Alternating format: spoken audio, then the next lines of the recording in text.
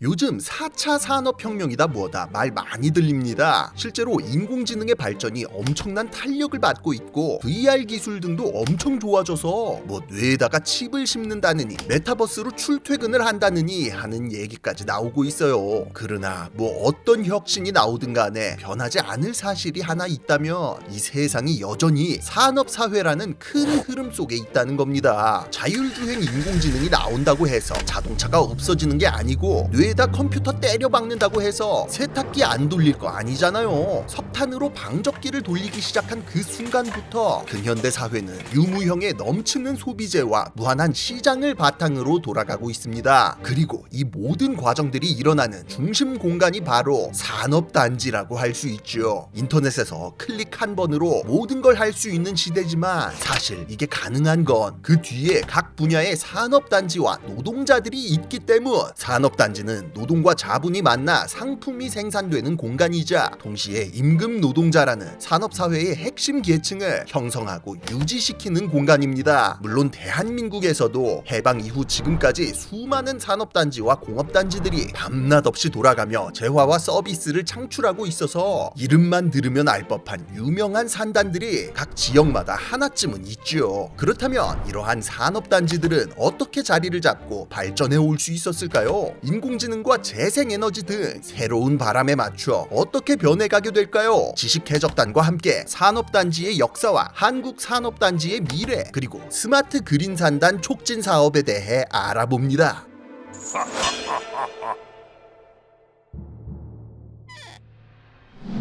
문명사회가 시작된 이후 한 집단이 생산성을 증가시켜온 방식은 시대와 지역을 막론하고 큰 틀에서 다 비슷비슷했습니다. 지도자가 전사들을 모아 군대를 이룬 뒤에야 이웃 마을과 나라들을 정복할 수 있었고, 대지주가 대농장을 경영하여 작물의 생산을 집중시킨 뒤에야 잉여 생산물을 축적해서 다른 지역으로 팔아먹거나 떡이라도 만들어 먹을 수가 있었죠. 그러나 공업이라는 것은 오랜 기간 이런 효율화와는 거리가 먼 분야였습니다. 군사력이야 내 땅과 우리 마을, 우리 나라를 지키기 위해서 꼭 필요한 요소였고, 음식도 뭐 매일매일 먹어야 되는 필수 요소라서 집산화에 대한 필요성이 일찍부터 대두됐지만, 공업품, 예를 들어 쟁기나 수레 같은 물건은 여럿이 모여 빡세게 만든다고 해서 별 이득이 없었거든요. 어차피 이런 걸 살 사람 자체가 많지 않은 데다가 한번 만들면 몇십 년을 사용하는 게 기본이었으니까요. 때문에 대부분의 공예품이나 공업품들은 오랜 기간 동안 가내 수공업으로 내지는 대장장이나 도기장이 같은 소수의 전문가들을 통해 소량으로 생산됐습니다. 그 과정에서 유럽에서는 길드와 같은 수공업자들의 이권 조직이 생겨나 제법이나 생산량을 오히려 통제하기도 했고요. 공업 분야의 집산화가 이루어지고 공장과 산업단지가 등장하게 된 것은 대항해 시대 이후 국제무역이 확대되면서부터였습니다. 잉여 자본의 축적으로 자본가들이 출현하고 전 세계가 시장이 되면서 공업품도 이제는 많이 찍어내서 팔 수 있어졌거든요. 그 중에서도 산업혁명이라 할 만한 중대한 변화를 이뤄낸 첫 번째 타자는 바로 영국. 영국은 전 세계에 산재한 막대한 식민지와 발달된 금융업 덕분에 18세기쯤에는 그 어떤 나라보다도 커다란 시장과 잉여 자본을 갖추고 있었습니다. 게다가 일찍이 사유재산 개념이 확립돼 땅과 밭 같은 자체적인 생산수단을 잃어버린 무산계급들이 양산되는 상황이었고요. 자본도 남아돌고 인력도 남아돈다. 그럼 이 둘이 만나서 뭔가 만들어지겠죠? 그것이 바로 공장이었습니다. 자본과 노동이라는 두 요소를 연결시키는 장소이자 노동자라는 새로운 계층을 형성시키는 하나의 사회 시스템으로서 산업사회라는 새로운 시대를 만들어낸 원동력이었지요. 또한 이와 동시에 필연적으로 공장들이 모인 공업단지가 등장하며 근대사회 특유의 풍경을 조성했습니다. 근대로 들어서며 사회의 여러 요소들이 특성화, 분업화됨에 따라 점차 농장은 농장들끼리 모이고 주택가는 주택가들끼리 모이기 시작했던 것처럼 근대의 부산물인 공장들 역시 원료의 수급, 교통의 편의성, 인력의 충원 등 여러 요소에 따라 비슷한 업종끼리 비슷한 입지 조건을 찾아 모여들었기 때문이에요. 그렇다면 영국의 초기 공업단지들은 주로 어디에 모여 있었을까요? 대도시의 교외 지역? 수출입이 용이한 항만 근처? 아니죠. 의외로 산업혁명 초기 영국의 공업단지들은 대부분 산간 지역 근처 계곡 속에 틀어박혀 있었습니다. 맨 땅에서 처음부터 비행기 만들고 스마트폰 만들고 그럴 수는 없죠. 산업혁명도 섬유나 인쇄물 등 단순한 기계장치와 재료만으로 생산 가능한 가벼운 물건들로부터 시작돼서 점차 중화학 공업과 정밀 공업으로 발전해 나갔습니다. 당연하게도 영국의 초창기 공업들도 대부분 면직물 공업이었고요. 그런데 다들 잘 모르시는 게 있는데 초창기 영국 면직물 공장들은 증기기관이 아니라 수력을 이용해서 돌아갔습니다. 1764년 기존보다 120배 빠른 속도로 실을 뽑아낼 수 있는 제니 방적기가 발명되고 1769년에는 외부 동력을 이용할 수 있는 아크라이트 방적기가 발명되어 평균 몇십 배는 빠른 속도로 실을 생산할 수 있게 됐지만 당시의 증기기관은 아직 너무 비효율적이어서 이런 대규모 동력을 안정적으로 공급할 정도의 성능이 안 나왔거든요. 그렇다고 뭐 중세시대처럼 당나귀나 소를 이용하거나 풍차를 이용하기에는 또 출력이 딸리죠. 그러면 이제 뭐다? 물의 위치 에너지를 이용하는 수차밖에는 선택지가 없다. 그러니 이제 수로가 좁아 유속이 빠르고 낙차가 큰 강상류 쪽이 꿀자리일 수밖에 없었던 겁니다. 산업혁명 초기 영국의 면직물 공업지대들이 잉글랜드 북서부의 페나인 산맥 언저리 내지는 스코틀랜드 저지대의 협곡 근방 강변을 따라 들어섰던 게 다 이런 이유 때문이에요. 랭커셔나 서부 요크셔, 채셔, 더비셔 같은 지역들이 이런 식으로 공업화를 이룬 대표적인 곳들이지요. 그러나 1761년 제임스 와트가 안정성과 열 효율을 획기적으로 높인 새로운 증기기관을 제시하면서 불과 한 세기도 지나기 전에 대부분의 면직물 공장들이 수력 대신 증기력으로 동력원을 교체합니다. 이 덕분에 19세기에 이르면 계곡이나 강 상류가 아닌 강 하류와 저지대에도 공장을 지을 수 있게 됐고 수도 런던이나 리버풀, 맨체스터, 브리스톨 같이 강 하구에 위치한 항구 도시들이 공업의 중심지로 떠오르게 돼요. 항만을 통해 석탄과 원료, 시장 등 모든 것들을 손쉽게 수급할 수 있었던 데다 심지어 대도시 주변이라서 노동력의 수급과 유통 측면에서도 유리했기 때문이었습니다. 이것이 1차 산업혁명, 석탄과 증기, 경공업으로 대표되는 산업시대의 초기 모습이었죠. 벨트를 돌려 실을 잡고 천을 짜고 종이를 뽑아내는 것을 넘어서 19세기 후반이 되면 더 무겁고 복잡하고 거대한 물건들을 생산하는 중화학 공업이 일선에 등장합니다. 동시에 땅에서는 증기기관차가 달리고 바다에서는 증기선이 오가며 세상을 한층 더 조밀하게 연결하고 있었죠. 그리고 그 중에서도 가장 놀랍고 드라마틱한 변화를 겪은 지역은 다름 아닌 대서양 건너편 북아메리카였습니다. 토마스 에디슨과 니콜라 테슬라가 경쟁하고 앤드루 카네기의 철강 제국, 존 데이비슨 록펠러의 석유 제국이 세워진 것도 바로 이 시기로 이런 수많은 혁신들 덕분에 미국은 20세기에 들어서며 2차 산업혁명의 주역이 될 수 있었어요. 미국 산업의 원동력은 새로운 기술과 소재의 발견 그리고 강력한 내수 시장, 유럽의 공장들이 식민지에 내다 팔 물건들과 이를 생산하기 위한 생산재를 만들어냈다면 미국의 공장들은 자국의 거대한 소비 시장을 바탕으로 자국민들의 가정에 보급하기 위한 내구 소비재를 본격적으로 만들어내기 시작했습니다. 라디오와 텔레비전, 세탁기, 냉장고 같은 이른바 문명의 이기들이 그것으로 대부분은 20세기 초 미국과 캐나다 등 북아메리카에서 처음 등장한 물건들이죠. 이런 물건들 가운데서도 가장 대표적인 것은 역시 자동차. 그 전까지의 시대에 이런 물건을 개인이 소유한다는 것은 상상하기 힘들었지만 미국에서는 헨리 포드 같은 혁신적인 기업가들이 등장해 이를 가능하게 했습니다. 컨베이어 벨트를 이용한 조립 라인과 이를 통한 집중화와 중앙화를 통해 약간의 숙련만을 거친 노동자가 동일한 품질의 제품을 값싸고 빠르게 생산할 수 있는 대량 생산의 새로운 패러다임을 제시했거든요. 이렇게 형성된 대표적인 공업지대가 바로 뉴욕과 펜실베니아, 오하이오, 미시간 주를 연결하는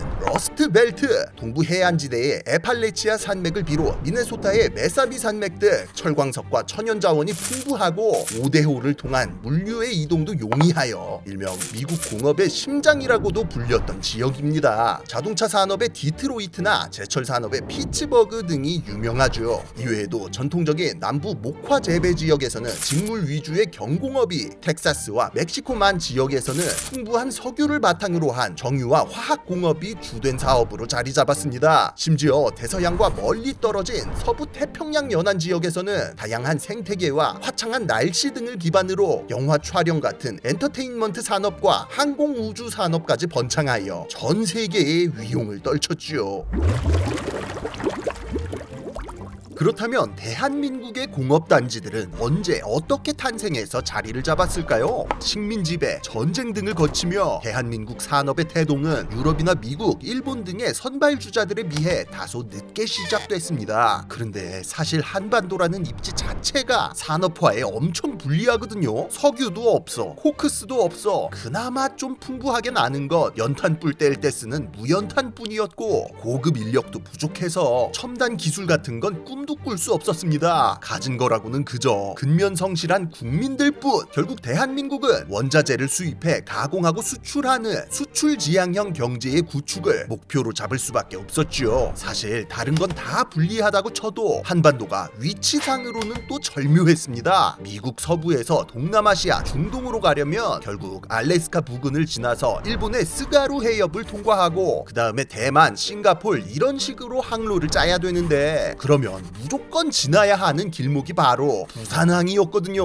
이러면 그냥 부족한 자원 수입하면 되고 내수시장이 없으면 수출하면 되죠. 그렇게 1962년 경제개발 5개년 계획이 실행됐습니다. 이때부터 우리나라 각 지역의 대표적인 산업단지들이 하나둘씩 탄생할 수 있었어요. 1차 및 2차 경제개발 5개년 계획 시기에는 산업 자립의 기초를 확립하고 수출을 촉진시키기 위해 국제무역로가 지나는 부산항 근처, 즉 동남부 해안지대를 중심으로 중공업 위주의 산업단지가 조성됐습니다. 국토의 대동맥이라 불리는 경부고속도로가 건설된 것도 이 시기로 수도권과 동남부 공업지대를 연결하는 경부고속도로 덕분에 대한민국의 초기 공업화는 큰 탄력을 받을 수 있었죠. 이렇게 탄생한 최초의 공업단지가 바로 울산공업단지. 오늘날 현대자동차나 현대중공업의 기반이 되는 대한민국 산업의 요람이라고 할 수 있습니다. 또한 동시에 서해안에 인천까지를 연결하는 경인고속도로가 건설, 서울과 인천 같은 수도권을 위주로 수출단지가 들어섰는데요. 우리가 아는 구로공단이나 인천기계산업단지 등이 이때 당시에 조성되어 수도권의 많은 인구와 노동력을 바탕으로 섬유나 의류, 소형 전자기기 등을 생산했습니다. 또한 이런 경공업 분야는 힘과 체력보다는 손기술이 중요한 분야들이었던 만큼 여성들의 사회 진출이 본격적으로 이루어지는 바탕이 되기도 했죠. 경제 성장이 어느 정도 탄력을 받은 1970년대에는 3차와 4차 경제개발 5개년 계획이 실행되어 여수나 마산 일대에 여러 중화학 공업단지들이 조성, 석유화학 쪽으로도 공격적인 투자가 이루어졌습니다. 또한 포항철강단지와 광양철강단지가 연이어 들어서면서 선박과 자동차 분야에서도 자체적인 생산 역량을 확보, 조선업 세계 1위, 연간 수출액 100억 달러라는 목표를 조기 달성하는 데까지 성공했지요. 그리고 마침내 제5차 경제개발 5개년 계획 이후인 80년대와 90년대에는 반도체와 전자기기, 출판 등을 위주로 한 산업단지들이 들어서기 시작하는데요. 이쪽은 원료나 교통망의 제약에서 다소 벗어난 산업인데다 연구개발과 전문 인력의 확보를 위해서는 수도권과의 근접성이 더 중요한 요소였기 때문에 서울과 가까운 경기도 일대를 중심으로 해서 개발됐습니다. 우리나라를 먹여 살리는 대표 산업들의 포트폴리오가 이때쯤 대충 다 완성됐다고 볼 수 있죠.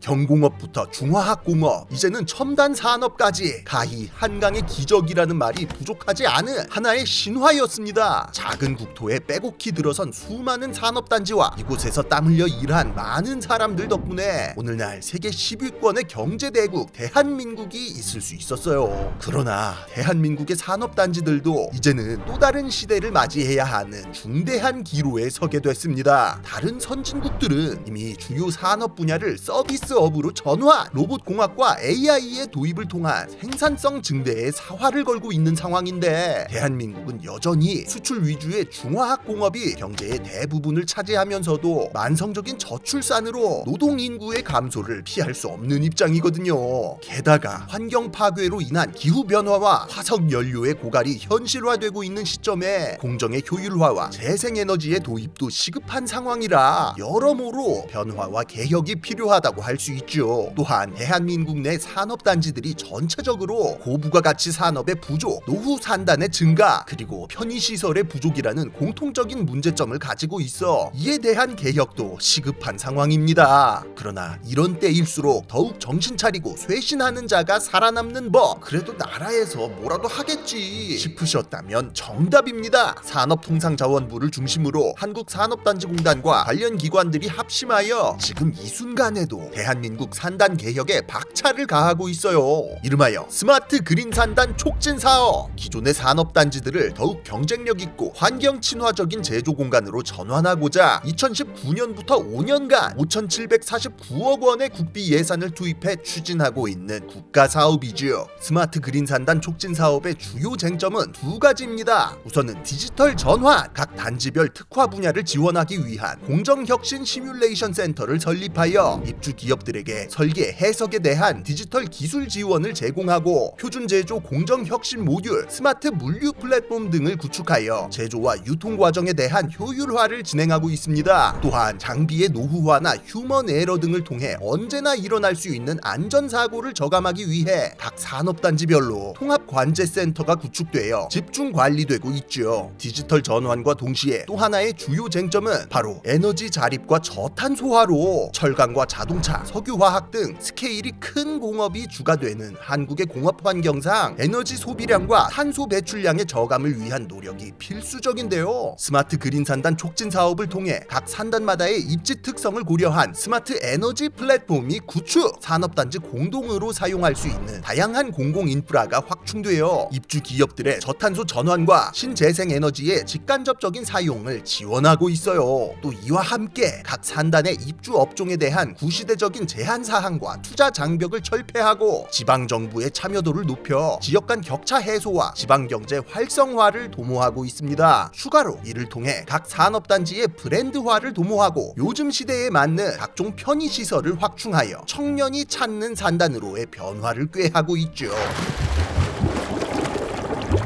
기후변화와 코로나 대봉쇄, 저출산과 전쟁까지 어쩌면 지금의 지구촌과 대한민국은 우리가 바래왔던 밝고 희망찬 미래랑은 조금 다른 세상에 있는 듯합니다. 해방 이후 우리의 경제를 책임져온 주역인 만큼 산업단지의 혁신은 지금 같은 시대에 국가의 명운이 달린 중요한 사업이라고 볼 수 있죠. 스마트 그린 산단 촉진 사업이 본격적으로 진행되고 있는 지금 국민들과 기업들의 많은 관심과 응원이 필요한 시점입니다. 대한민국의 산업과 산업단지들이 디지털과 저탄소라는 새로운 패러다임에 성공적으로 적응하여 4차 산업혁명 시대에도 활기차게 나아갔으면 하는 바람이에요. 스마트 그린 산단 촉진 사업에 관심이 있는 여러 사람들, 사장님들, 투자자분들은 산업통상자원부와 한국산업단지공단 홈페이지를 통해 자세한 사항을 확인하고 지원 신청을 넣으실 수 있으니까요. 한 번씩 확인해 보시면 좋을 듯합니다. 지금까지 지식해적단의 키드였습니다. 그럼 새로운 산업단지를 약탈하러